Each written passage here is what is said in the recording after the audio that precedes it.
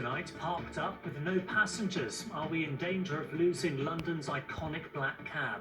Less than 10% are currently on the road as tourists and workers avoid the capital. It's affecting our home lives and everything, but we're still here and we will always be here providing the best service we can.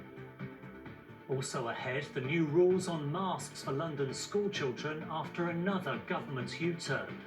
600 jobs go at Gatwick in another dark day for the travel industry. And Mission Impossible, how Tom Cruise set off round London to save our cinemas. Good evening, I'm Duncan Golestani.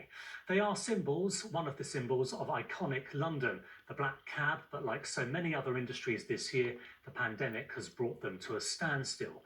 Few tourists and few commuters means very little trade, so much so that the drivers' unions say fewer than 10% of the 20,000 strong fleet are currently working.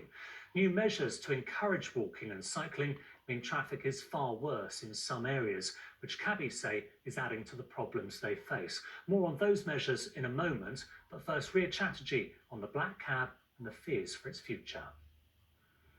A driver preps his taxi, but will he get any customers? A queue of black cabs isn't an unusual sight, but we are living in unusual times. It's having an absolutely devastating impact on the taxi trade in London. We've seen in the last 6 months, we've seen the number of licence holders drop by nearly 1,000, guys that have surrendered licences.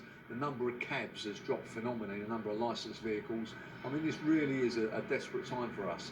And this desperation is being aided and abetted by the boroughs and the mayor, who are closing roads all over.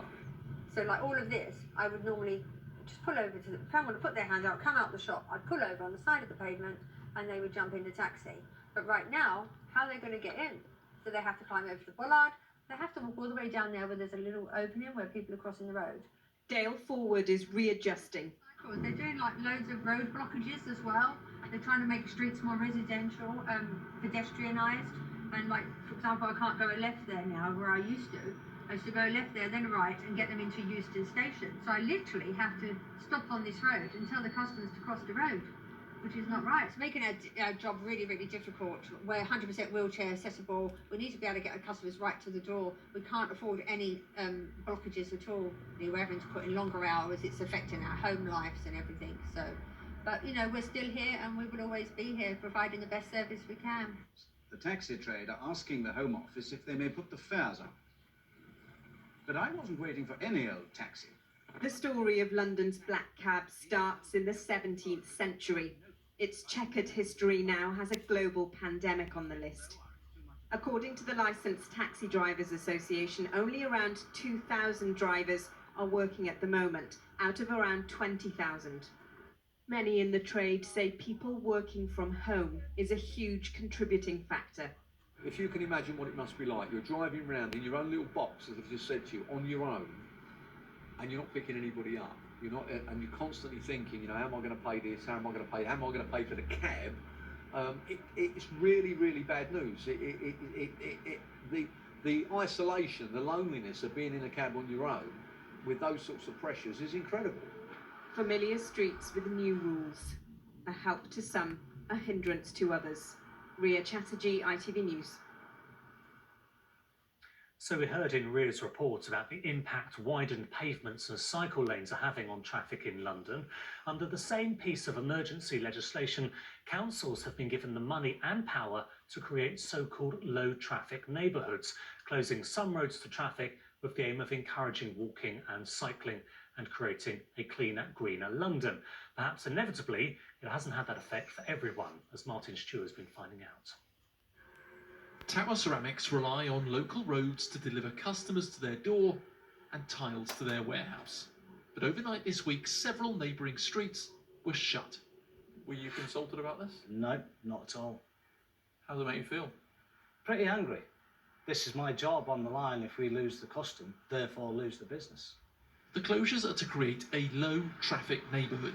They're popping up all over London to encourage people returning to work to walk or cycle rather than drive. No to road closures, no to the division of communities. Critics say they cause traffic snarl-ups and there's growing anger. overnight, this road was blocked. It prevented any fire service from Islington Fire Station, which is up the road here, being able to access any of the properties down there. The bollards physically blocking that road have been replaced by cameras. Jodie's campaigning to get others opened up too. 2 police vans can't get through either way. It's killing London. It's destroying London. You're closing roads which are the arteries of this city, and it's going to die. Air pollution campaigners say on the contrary, the schemes are making the city healthier. Over lockdown, we got to experience a temporary low traffic neighbourhood, and it was incredible.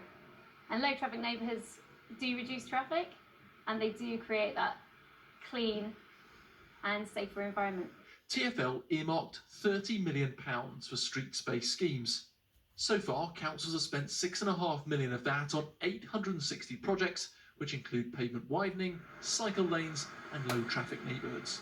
The schemes are temporary, but don't officially need to be reviewed for 18 months. You can't just have, a bad situation kept going for a year or 18 months. That's the leader of the opposition of Harrow Council.